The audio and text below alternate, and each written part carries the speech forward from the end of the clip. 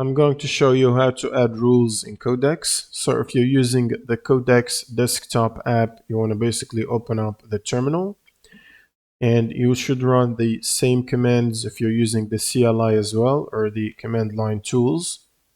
First, you will need to start by creating the rules folder in your user profile. So in the terminal or PowerShell, you want to run the following command, which is new item dash item type directory force path and then environment variable user profile dot codex folder rules folder, and then press enter.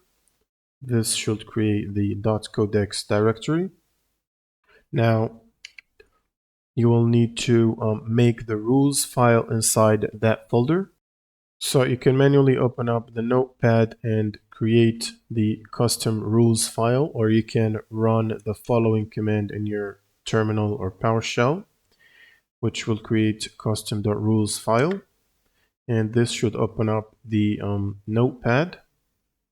And then you can simply add simple rules using Starlark syntax. So for example, you can add these rules right here, which basically allows you to tell Codex to prompt you before running git push. Then you will need to do file save before closing the notepad. Now for the rules to be taken or to take effect, you will need to start.